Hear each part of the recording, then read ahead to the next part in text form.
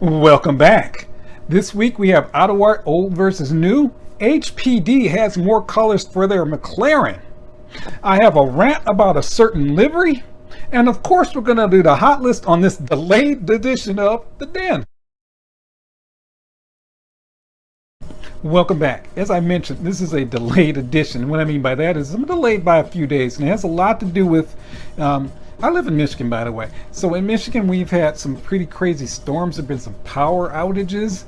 And this room right now has a little damage from that. And what I mean by that is some water's actually come in. So you're going to hear a machine moving some water out probably. And then there's a generator that's going on. So there's a lot going on.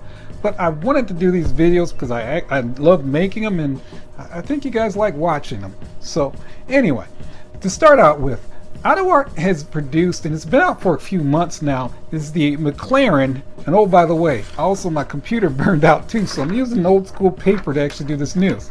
But anyway, as I was saying, Autoart has produced the McLaren Honda MP64. This is the 1991 Formula One car driven by Ayrton Senna. It comes either with or without McLaren logos on it. And this model, as you can see, is extremely detailed. It harkens back to the TSM version that was done almost 10 years ago. It is a beautiful model. It will sell well, and it has been selling well, and it will definitely, if you're into values, it will go up in value. There's also special editions that come with a figurine if you're into dioramas. And so, yeah, this is a really great model. Well, it really had me thinking. As well detailed as this model is, and it is the composite material, so it is a very light shell, which is fine. I'm fine with that. You may remember, if you don't know this, Autoart had this product that was called their signature edition, and their signatures were models that were a level, several actual levels above their standard issued models. They would become highly detailed, fully opening. The packaging was really beautiful, and you actually got a pamphlet along with the model. So there were a lot of things. It kind of reminds me of what Almost Real's been doing with their models, or Motor Helix even more so, with all the extras that come with their models. Well, I went over to Pasteiners. As you know, Pasteiners is a big supporter of this channel, and I always appreciate it. Well, they have some old models that they brought in. They bought a collection, and one of them was the Autoart Porsche 804 Formula One, winner of the 1962 Grand Prix of France, and it was driven by Dan Gurney. And so you just saw a quick preview of that Honda. Now take a look at this, and I'm going to actually do this in the style of my show-off video, so I'm going to use my show-off voice. And guys, just take this in and enjoy, and tell me what you think. In 1961, Formula One downsized to 1.5 liter engines, and so Porsche decided to race a development of the 547 and 543 four-cylinder Boxster engine cars against the V6 Ferrari and the Climax-powered Lotus. Dan Gurney, who entered Grand Prix racing with Ferrari in 1959, would drive a works Porsche 718 to a third-place tie with Sterling Moss in the 1961 World's Drivers' Championship. In 1962, the Porsche 804 was a Formula One racing car developed and built by Porsche to compete in the Formula One World Championship. It holds historical significance as it's the only Formula One car entirely developed and built by Porsche, and gave the manufacturer its only F1 wins as a constructor. This car has a full aluminum body following the shape of the engine. It was considerably lower and sleeker than its predecessors.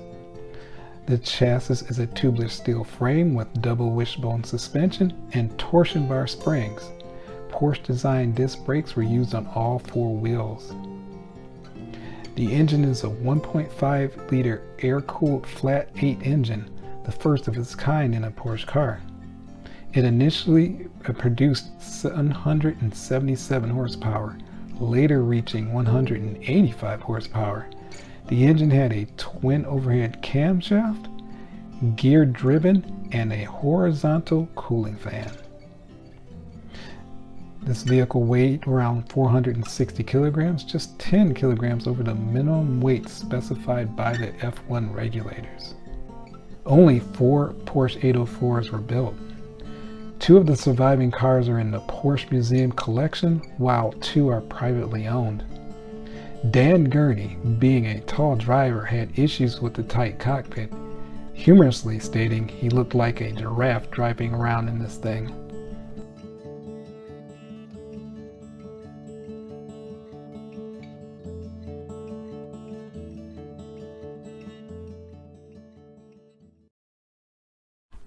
Guys, this model is almost at a CMC level. This was what Autoart used to make. Now, Autoart still makes some really good models, but nowhere near the level of detail. That McLaren that we saw earlier, it is beautiful, but there are some missing elements. It doesn't have everything that the actual car would have. Whereas this Dan Gurney Mercedes, it's 99% there. I took this model and actually compared it to photos of the real car, and there is very little missing. But it just goes to show that's what Autoart used to be. Why they changed, I have no idea. They don't have a signature edition anymore, which is unfortunate. And well, we are where we are, and that's why you have competitors like Almost Real and Motor Helix that are stepping up the plate, and they're coming out with these very well detailed quality models. Maybe Autoart will go back to it, maybe not. By the way, past diners as of today, which would be June 23rd, 2025, they have 2 of these Dan Gurneys. So if you're interested in those, hit them up and see if he still has them available. Almost a month ago, I did a section on my news regarding the HPD McLarens and how I was disappointed that they did not continue making the additional colors that they promised. Well, gladly, I was wrong. They did finally bring out these additional colors. For whatever reason, they disappeared off their website, which gave me the impression that they were not going to make these. History tells us, because HPT has done this before, they had a Koenigsegg in the works and it never came out. So there is some history behind HPD saying they're going to make something, showing prototypes, and then it disappears. Well, again, fortunately, they are going to be making these, and the 3 colors they do have is this beautiful violet, or purple as I like to call it simply. And of course, just like the original models, it's full opening, very nice looking. Then you have this absolutely stunning red with the carbon fiber hood, and oh my goodness, that one looks really great.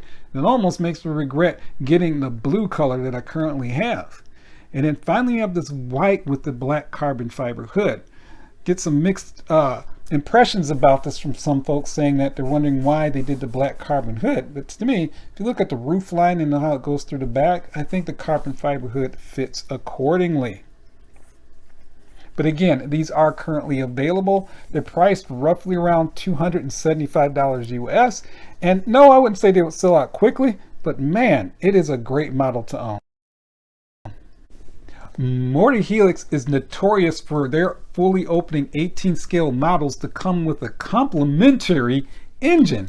You've seen this with the Giulia, you've seen it with the S2000s, you've seen it with the Civic SIs, you've seen it with the Civic Type Rs. Yes, every time that Motor Helix makes an 18 scale full opening metal model, they come with a motor. Well, they came up with the great idea of, hey, these accessories are really great. Why don't we sell the motors separately? And I'm glad they're doing this. I have a feeling this idea actually came from some resellers who were separating their models from the engine and selling them as 2 different components. And I'm saying that because some people really didn't want the extra motor because it cost more. So again, you did have some of these retailers repackaging it without the motor and selling at a lower price, which I think is perfectly fine. Well, again, Motor Helix caught on to this and said, hey, you know what? We should be selling these separately as well. And so, yeah, you get motors like the EJ motors for the Subarus. You got the motor from the 8.6. You got the motor from the S2000. So that'd be that FC motor.